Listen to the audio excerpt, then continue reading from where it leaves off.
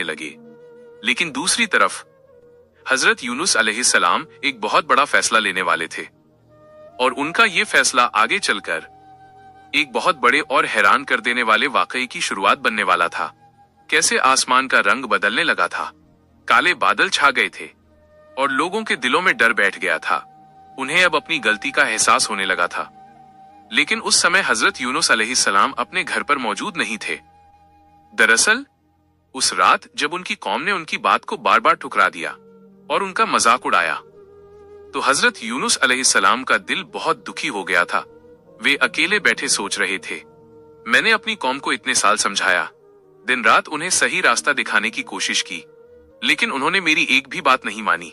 उनके दिल में अपनी कौम के लिए दुख था, लेकिन साथ ही उन्हें यह भी लगने लगा था कि अब शायद इन लोगों पर सजा आने का समय करीब है।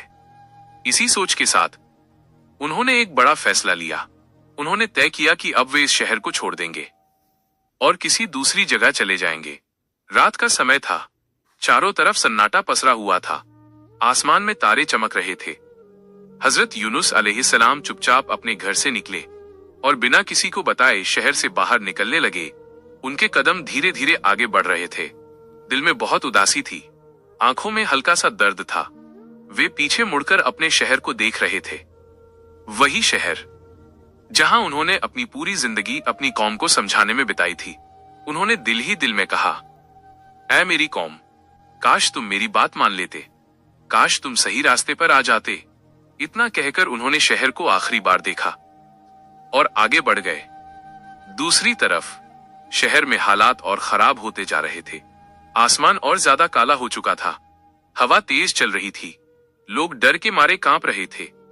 अब लोगों को यकीन हो गया था कि यह वही सजा है जिसके बारे में हजरत यूनुस अलैहिस्सलाम उन्हें बार बार चेतावनी देते थे। लोग इकट्ठा होकर एक जगह जमा होने लगे। सबकी आंखों में डर था और दिलों में पछतावा। एक बुजुर्ग आदमी खड़ा हुआ और ऊंची आवाज में बोला, हमने बहुत बड़ी गलती की है, हमने यूनुस की बात नहीं मानी और उनका मजाक उड़ाया। अब सभी लोग रोने लगे। वे अपने गुनाहों को याद करके पछताने लगे। माएं अपने बच्चों को लेकर रो रही थीं, बुजुर्ग कांप रहे थे, हर तरफ डर का माहौल था। तभी एक समझदार आदमी बोला, अगर हम सच्चे दिल से अल्लाह से माफी मांग लें और अपने गुनाहों से तौबा कर लें तो शायद अल्लाह हमें माफ कर दे। अब सभी लोग जमीन पर झुक गए और रो रो कर अल्लाह से माफी मांगने लगे। उन्होंने अपने बुत तोड़ दिए और दिल से तौबा करने लगे। उधर हजरत यूनुस अलैहिस्सलाम शहर से काफी दूर निकल चुके थे।